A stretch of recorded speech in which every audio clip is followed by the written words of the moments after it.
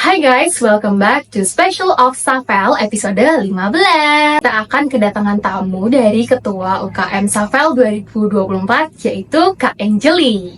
Hai Kak Angelie. Halo. Oke guys, beliau ini keren banget loh guys. Kak Angelie itu udah jadi awardee Jarum Scholarship. Terus habis itu setiap rapat selalu datang dan selalu ngasih masukan di persisi itu loh guys. Dan itu tuh nggak cuman satu proker aja, dan itu beberapa proker. Itu keren banget sih guys. Motivasinya itu loh buat datang ke setiap rapat itu keren banget. Dan of course kita pasti penasaran banget gak sih guys, gimana caranya ngatur waktu untuk datang ke setiap rapat, gimana caranya untuk mengeluarkan masukan-masukan ini selalu on point, detail gitu ya. Gimana proker itu kedepannya bisa berjalan lebih baik gitu. Dan tanpa berlama-lama lagi, kita langsung aja sambut Kak Angelie. Thank you for having me. Oh Kak, oh my god, aku senang banget Kak Angelie bisa datang di podcast kali ini. Dan mungkin sebelumnya Kak Angelie bisa perkenalan dulu nih Kak sama teman-teman.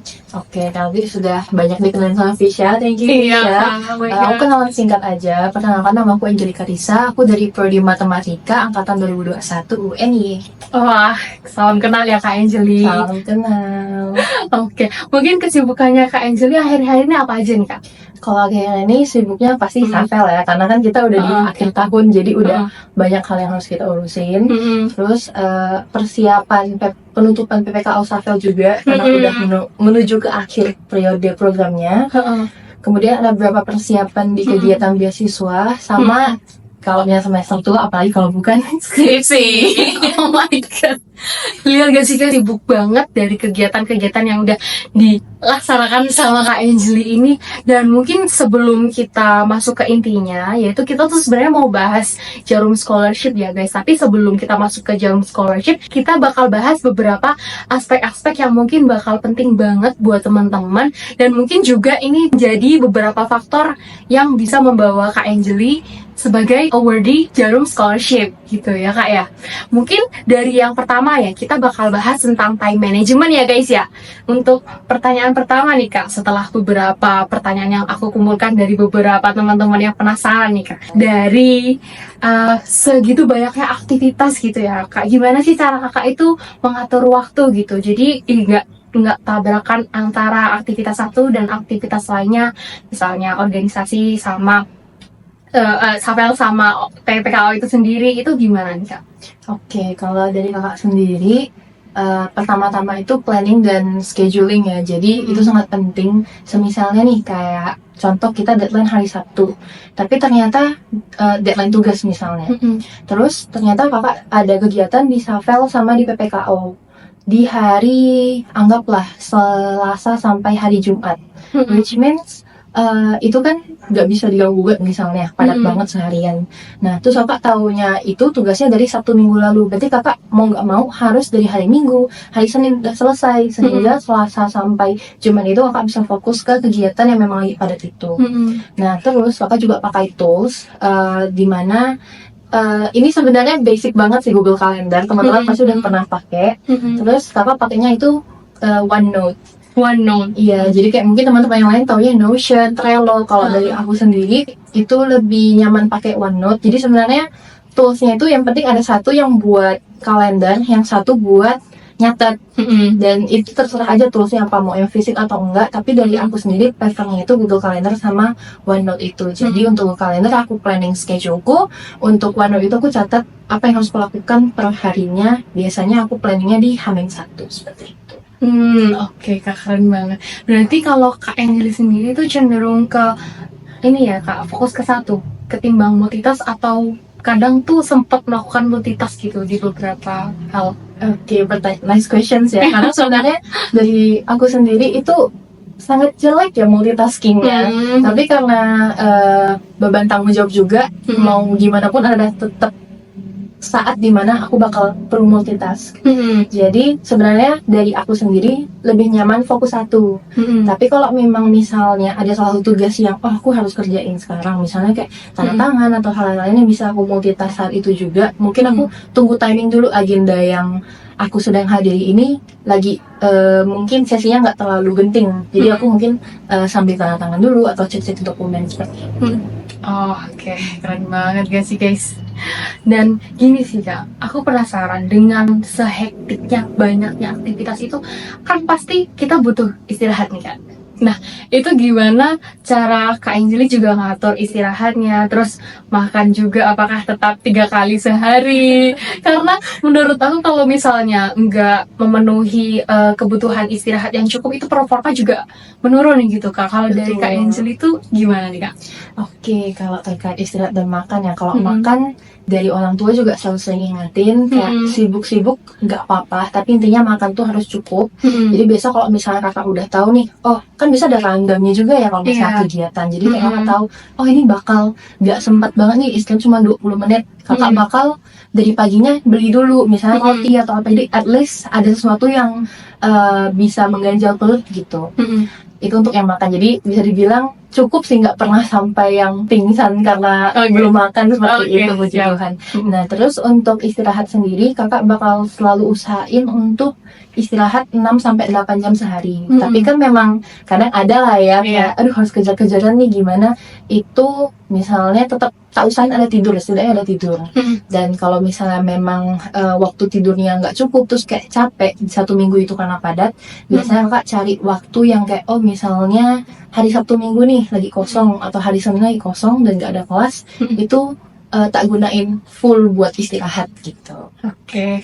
Kalau istirahat itu biasanya ada refreshing atau bener-bener full cuma tidur kak? Oh gimana? Kalau dari kakak sendiri kan lebih ke me time ya, jadi biasa ya sih di kos doang, terus kayak tidur. Kalau misalnya udah nggak bisa ketiduran, itu biasa ya udah istirahatin badan aja di kasur, mungkin sambil nonton atau sambil ngecek dokumen dan lain-lainnya. Intinya bisa mengistirahatkan badan. Dan kalau misalnya lagi mentally capek, berarti kita istirahatkan pikiran dengan tadi nonton atau mungkin melakukan hal-hal yang suka seperti baca buku dan lain-lain. Oh, wah, gitu guys. Jadi walaupun di tengah kesibukan kita tuh tetap harus memperhatikan kesehatan, makan juga harus cukup. Soalnya hal-hal dua itu yang bisa dibilang beberapa orang tuh sepele, tapi sebenarnya itu yang sangat berpengaruh untuk performa kita ke depannya gitu guys. Ya nggak sih kak? Betul. Iya. Sama mungkin sedikit tips ya, jangan lupa minum vitamin karena itu sangat-sangat membantu buat jaga supaya nggak ngedrop biasanya. Tuh guys, catat guys, jangan lupa minum vitamin. Oke, mungkin lanjut ke pertanyaan selanjutnya ya kak ya, terkait akademik nih. Nah, tadi kan juga disebutin sama Kak Anjeli PPKO ya kak. Nah, itu kan pasti kegiatan di luar akademik gitu. Nah, tapi kan kita at the same time sebagai mahasiswa itu juga harus fokus sama perkuliahan. Dan dengan beberapa tugas yang menumpuk, apalagi semester semakin ke atas, itu gimana cara Kak Anjeli sendiri mengatur supaya tetap fokus ke akademik itu sendiri, which is itu bisa berpengaruh ke nilai supaya tetap stabil gitu, atau mungkin memenuhi goals nilai yang dicapai walaupun mungkin dengan kesibukan lainnya gitu. Oke, kalau terkait pertanyaan akademik mungkin lebih relate di masa aku waktu jadi staff ya, jadi kayak di periode aku jadi staff sama mungkin semester sebelumnya, karena sekarang memang kakak lebih fokus ke beberapa kegiatan yang disebutin di awal tadi. Nah jadi dari aku sendiri itu biasanya seperti tadi kayak planning dulu sih, jadi kayak bakal ada waktu yang aku pakai khusus buat ngerjain tugas itu sendiri. Tapi kalau misalnya nugas ya udah fokus nugas, kalau misalnya sampai atau kegiatan lain fokus di kegiatan itu. Jadi kayak walaupun banyak tapi maksimal gitu loh di waktu yang sudah ditentukan gitu. Nah yang menurut aku paling penting itu punya study group. Jadi dari aku sendiri itu bakal punya teman-teman yang aku usahain buat yuk kita ngambis bareng, kita ngerjain tugas bareng. Jadi dengan punya study group ini kita jadi kayak FOMO tapi yang baik gitu loh. Jadi kayak teman aku udah selesai nih tugas ini, sedangkan deadline masih 1 minggu, kenapa aku enggak gitu. Dan dicari tuh waktunya kayak oh di sini ada waktu 2 jam, ya udah pakai waktu ini, seperti itu. Dan kalau misalnya teman-teman yang bilang aduh kalau misalnya circle aku nggak punya nih atau study group susah nih, kalau dari kakak sendiri juga pengalamannya sebenarnya berawal dari yang sebenarnya study group ini nggak ada, tapi kita coba mengamati teman-teman di kelas kira-kira mana nih yang selinear sama kita minatnya, misalnya dari kejuruan. Jadi kan nanti bisa semester 5 teman-teman udah bakal milih kejuruan. Nah dari aku sendiri lebih kerasanya itu waktu penjuruan itu. Itu penjuruanku itu komputer kan, dan teman-temanku yang komputer itu ternyata ambis-ambis juga karena kita banyaknya project bukan ujian. Jadi kayak ayo kita nyicil projectnya bareng gitu, ngumpul di mana dulu, nugas di Digilib atau di perpustakaan FNIPA seperti itu. Jadi menurutku yang impactnya paling besar adalah mempunyai teman-teman atau orang-orang di sekitar yang punya visi dan misi yang sama terkait hal akademik ini. Jadi ngambis bareng gitu. Oke, siap. Keren banget nih saran dari Kak Angel. Kalau mungkin study group itu kan hal-hal dari luar ya Kak ya. Kalau misalnya mungkin motivasi dari diri sendiri gitu, supaya untuk tetap semangat. Pasti kan kita juga butuh motivasi dari dalam gitu ya. Betul. Nah itu kalau dari Kak Angel sendiri gimana? Kalau dari Kak sendiri, mikirnya karena sudah dikuliahkan oleh orang tua, dan ini kan juga keluar pulau, jadi udah diberikan kepercayaan oleh orang tua untuk ya udah kamu keluar, kamu kuliah. Jadi dari Kakak sendiri punya goals di mana udah set dari awal, pengen lulus tepat waktu dengan nilai akademik segini seperti itu. Jadi ketika misalnya malas-malasan dan lain-lain, ingat lagi kepada orang-orang di sekitar yang udah percayain Kakak buat bisa menggenapi goals ini seperti itu. Wah, keren banget guys. Berarti motivasi eksternalnya ada, motivasi internalnya ada, dan dua hal ini juga pasti sangat-sangat berpengaruh gitu buat kita buat ngelakuin hal-hal kedepannya supaya tetap semangat, disiplin, dan konsisten. Nah, akan lihat beberapa kali Kak Angel itu selalu ngasih masukan gitu Kak buat per divisi apa gitu, misalnya buat perkat gitu, dan itu tuh nggak cuma di satu proker tapi di banyak semua proker. Kak Angel itu selalu ngasih masukan itu, dan itu gimana sih caranya Kak Angel itu bisa tetap fokus di rapat itu dan selalu menyenggol detail-detail, dan mungkin orang tuh nggak sadar tapi Kak Angelin sadar gitu. Itu gimana itu Jadi kalau Kak? teman-temannya Safel udah tahu ya kalau aku paling cerewet kalau misalnya lagi rapat atau eval. Iya. Kalau dari Kakak sendiri sebenarnya lebih pengen ini sih, kayak Kakak udah 2 tahun ya selama staff. Kakak pengen jadi ketua yang Kakak pengenin waktu itu. Jadi kayak ketua yang memberitahu kalau salah. Jadi kalau misalnya kita buat salah, kita tahu kan kita juga bisa berkembang ya seperti itu. Nah terus Kakak juga pengen ada ketua yang benar bisa ngayomin anak-anaknya as if kayak temen aja gitu, santai aja, nggak ada yang kayak mungkin sopan perlu tapi kayak nggak yang senioritasnya harus siap setiap saat seperti itu kan. Jadi ada Kakak membawa dari pikiran itu. Terus Kakak juga pengen bringing good impact juga untuk orang sekitar. Jadi kalau misalnya memang ada yang Kakak merasa oh kalau misalnya Kakak kasih tahu ini dan mereka kelewat, ya udah nggak apa-apa, kita bakal solve ini bareng-bareng. Anggap as if itu adalah semua proker adalah proker Kakak sendiri. Jadi kalau misalnya nanti proker berjalan dengan baik, maka baik juga buat Kakak sendiri. Seperti itu. Oke, jadi mungkin Kakak Anjeli kalau misalnya ngasih masukan itu gimana cara Kak Anjeli supaya saran Kak Anjeli mungkin bisa diterima baik oleh orang tersebut, mungkin nggak yang akan menyinggung atau gimana, itu dari Kak Anjeli sendiri gimana caranya? Kalau dari Kakak biasanya di setiap panitia pasti mereka ada kerjanya yang bagus di mana, buruk di mana. Nah, sebelum kita menyampaikan evaluasi mengenai hal yang bisa buat mereka berkembang, itu kita mention dulu kalau mereka tuh kerjanya bagusnya di sini, jadi mereka bisa keep ini ke depannya gitu. Nah, setelah itu baru kita sampaikan mungkin ada yang sedikit yang kurang di sini, kamu bisa diperbaiki lagi di kesempatan berikutnya seperti itu. Jadi sebelum kita memberitahukan kayak oh kamu salah di sini, bahkan nggak boleh seperti ini gitu. Jadi kita kasih tahu dulu kayak oh kamu udah doing well kok di sini. Terus untuk bagian yang di sininya itu mungkin kamu bisa lebih sempurnakan dengan seperti ini atau hal-hal sejenisnya seperti itu. Oke, siap, makasih Kak. Dan satu hal lagi ya Kak, itu kan pasti butuh motivasi ya Kak, maksudnya untuk menyampaikan tanggapan dan bahkan hadir ke rapat gitu. Itu biasanya motivasi terbesarnya Kak Anjeli sendiri buat selalu datang ke rapat gitu, kayak menyempatkan datang ke rapat itu apa Kak? Kalau dia mungkin singkat aja, jadi kayak seperti yang udah Kakak sampaikan sebelumnya, Kakak pengen menjadi seorang ketua yang Kakak pengenin waktu itu, yang dimana bisa hadir dan memberikan evaluasi saat dibutuhkan gitu. Dan yang kedua Kakak ingin bring good impact aja, jadi kayak dua hal ini yang selalu bikin Kakak ya udah kita walaupun mungkin agak sedikit capek, gak apa deh datang ke rapat supaya mereka belajar sesuatu di Safel, nggak cuma yang kayak ya udah panitia capek-capeknya doang tapi nggak dapat sesuatu atau pembelajaran dari ngepanitiain Safel ini. Oke, keren banget sih guys. Sebagai ketua Safel aja rajin loh guys berangkat rapat, dan seharusnya kita sebagai apa ya, mungkin posisinya nggak terlalu tinggi gitu, maksudnya sebagai ketua, tapi dengan adanya semangat dari ketua kita sendiri, ketua dari Sapel, UKM Sapel ini sendiri, kita tuh bisa termotivasi gitu untuk datang di setiap rapat dan bahkan fokus dan bahkan maksimal untuk mengerjakan setiap rapat gitu. Dan apalagi juga dibantu beberapa masukan dari Kak Angel itu sendiri, selain dari PJ, dari acara itu sendiri ya guys ya. Tuh, terus oke, kita langsung ke jarum scholarship-nya nih Kak. Oke. Nah, kalau dari Kak Anjeli nih Kak, berdasarkan pengalamannya Kak Anjeli, itu gimana sih perjalanan Kak Anjeli buat mendapatkan beasiswa jarum itu sendiri, dan mungkin tantangan terbesar dari Kak Anjeli untuk tantangan besar Kak Anjeli sendiri selama proses seleksi untuk mendapatkan beasiswa jarum itu bagaimana Kak? Oke, berarti proses seleksi itu waktu aku mendaftar. Iya, betul. Oke, jadi waktu aku mendaftar itu di Jarum itu ada 3 tahap. Yang pertama itu pengumpulan berkas, terus yang kedua itu tes online, dan yang terakhir itu tes offline dan wawancara. Nah, untuk tahap pertama pengumpulan berkas itu aku tahu bahwa pembukaan atau opreknya Jarum itu sekitar hamin 3 minggu gitu. Jadi 1 minggunya itu aku buat persiapan mental dulu.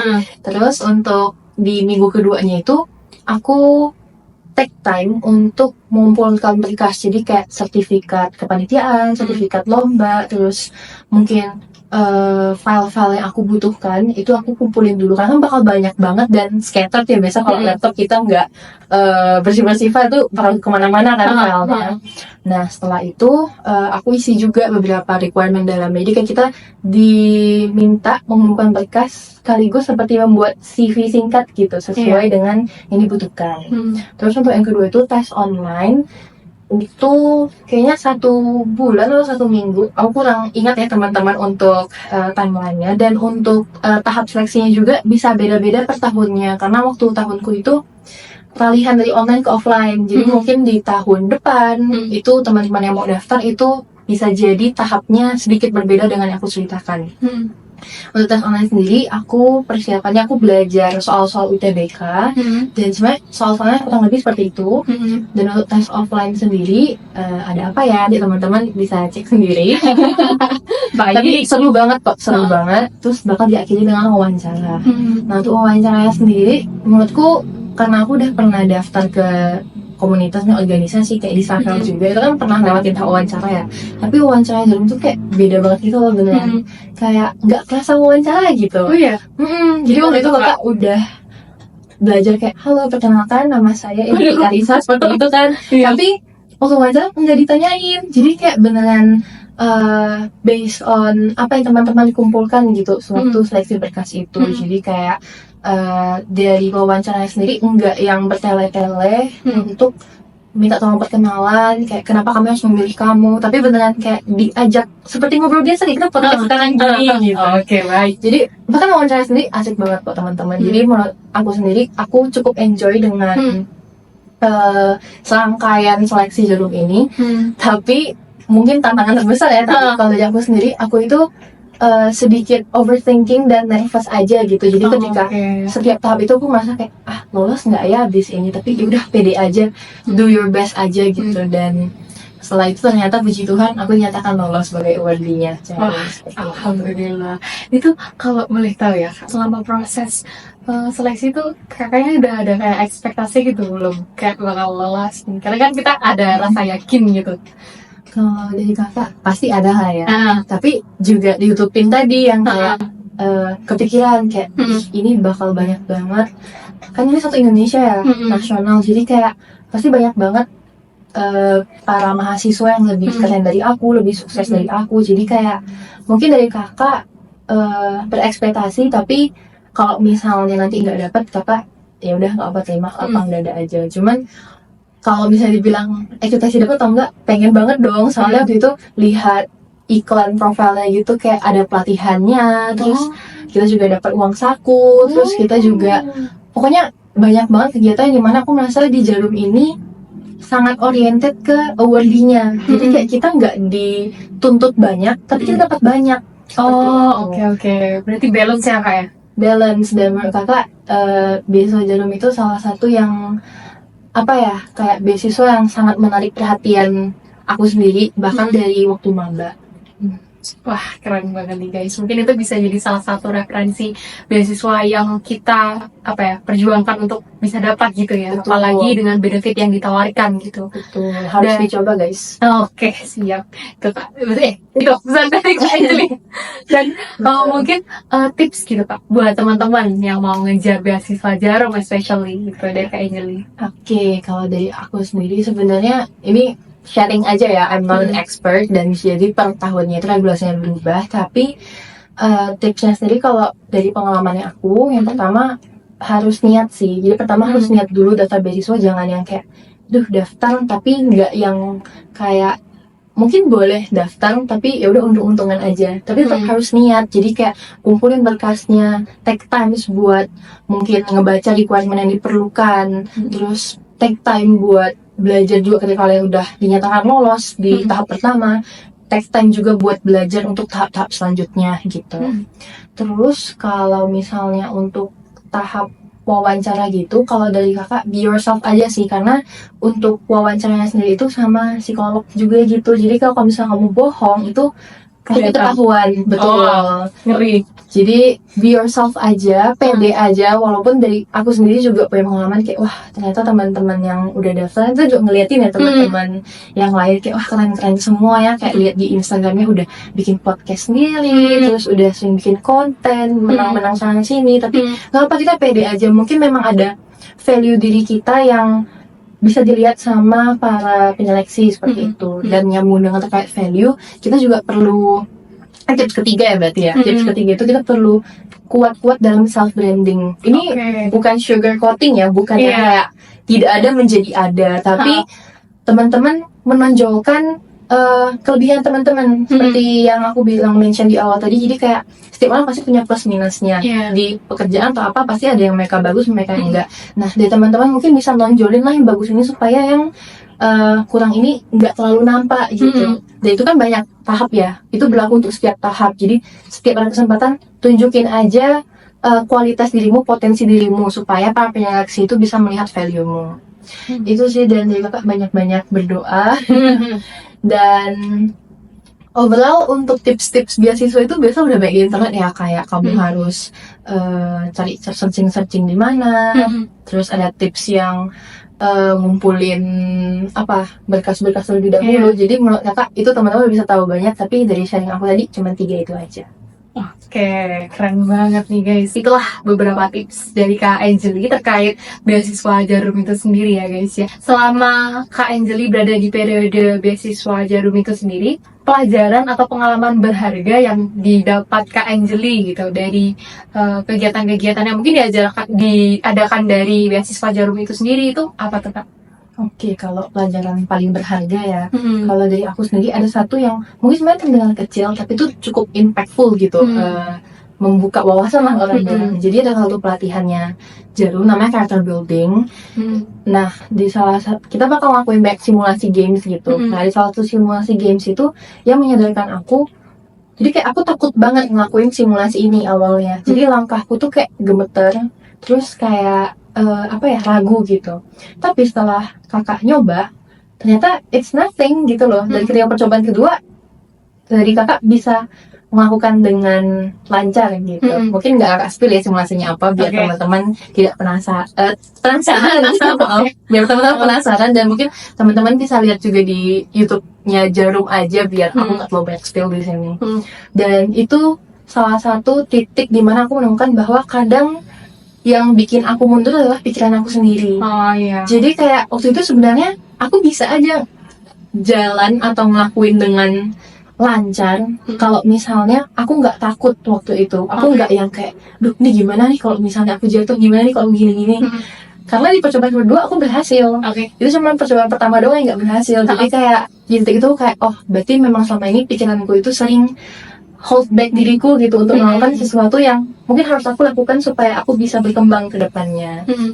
Itu salah satu pengalaman berharga yang aku dapat di Jarum. Tapi selain dari itu aku juga tentunya dapat banyak hal yang menurut aku berharga juga, seperti semua pelatihannya menurut aku sangat-sangat nggak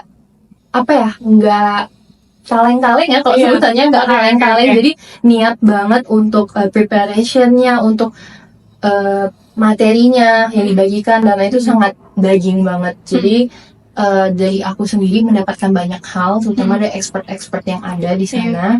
Terus aku juga jadi punya networking sama orang-orang yang keren-keren banget dari satu Indonesia. Jadi Wow. kayak enggak cuma di Jogja, tapi beneran satu Indonesia. Aku punya teman-teman yang bisa setiap ngobrol sama mereka aku jadi dapat sesuatu hal yang baru.